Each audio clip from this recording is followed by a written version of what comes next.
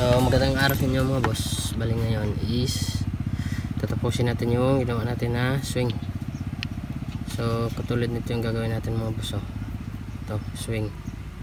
Para dito sa receiver natin yan. Dito sa receiver. Ito para dito sa receiver na ginawa natin. Dito sa valve housing nya. So ganyan yung setup mga boss.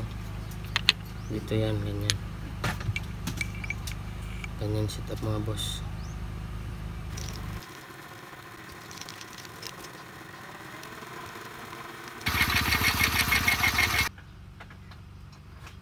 So yung sukat ng ano natin mga boss ng valve housing is sa swing natin mga boss is nasa mga abot 16 mm mga boss. 16 mm. So ito mga boss, testing natin kung sakto lang mga boss. So sakto lang yan na size. So okay na mga boss yung ganyang sukat.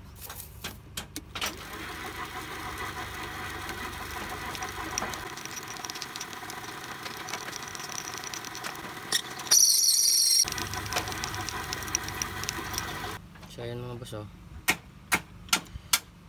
So saktong-sakto lang yung sukat natin. Wala siya masyadong clearance. So ganyan lang yung ano natin mga boss. May o-ring pa naman yan eh.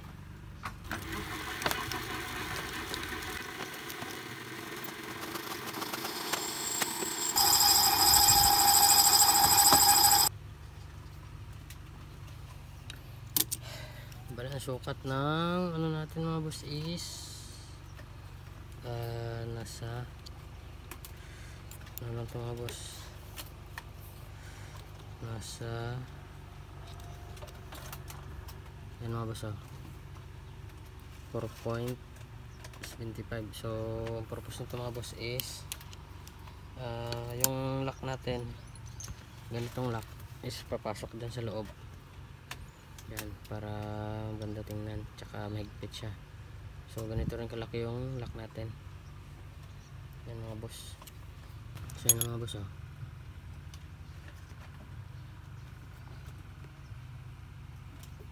ganito yung setup, ganyan siya mga boss yan.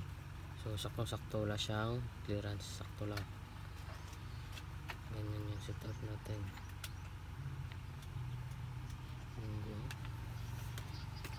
Ganyan lang.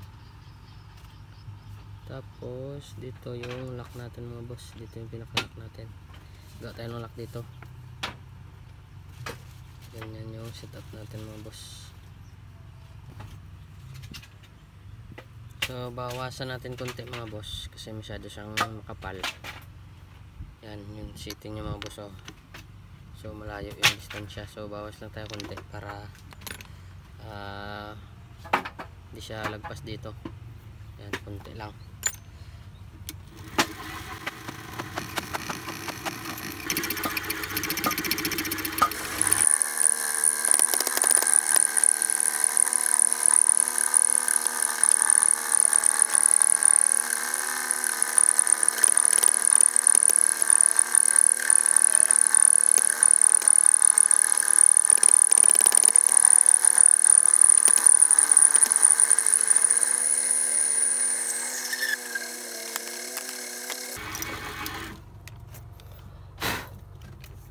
Yan mga boss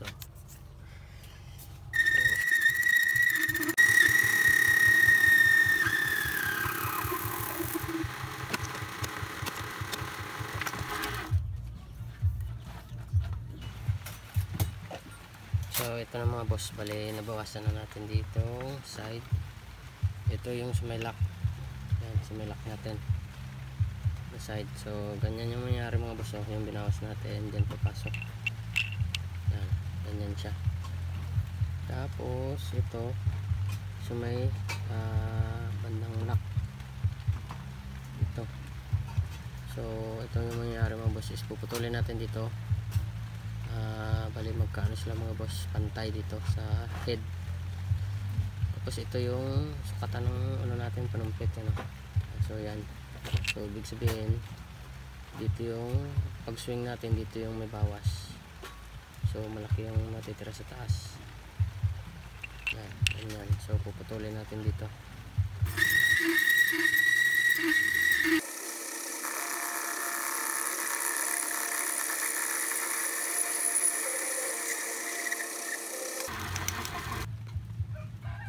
So ito na mga boss, balay naputulan na natin dito sa base, sa baba, tsaka dito sa top. So ganito yung setup natin. Yan mga boss, oh.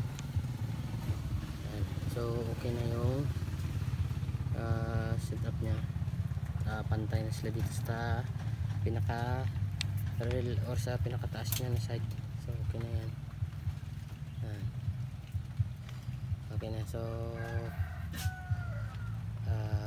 gawa lang tayo dito ng transfer port, tsaka dito sa butas rin sa transfer port ng swing. Yan. Tsaka bawasan natin dito tsaka dito. So tapos na agad yung sa swing natin. Ganyan lang yung setup.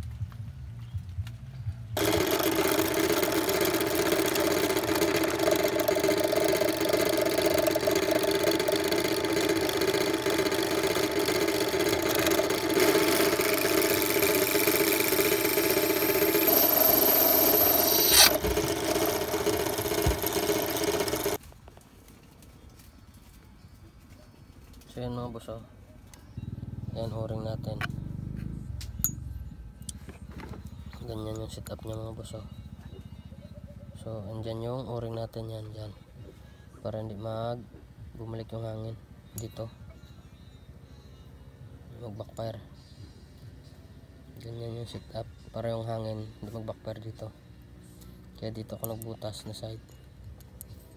Yan,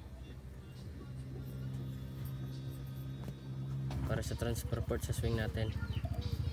So ito yung bali tagusan niya mga boss sa transfer port.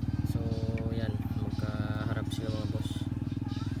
Yan, may guhit na yan mga boss.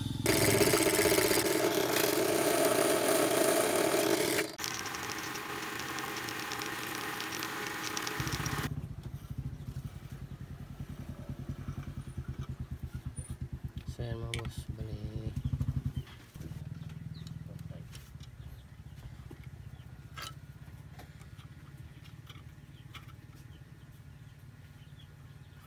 mga boss, oh. Saktong sakto lang. Yan. So okay na mga boss, bali lagyan pa ng tiplon. Yan. Para matanggal tong ano niya sa taas, sa bibig.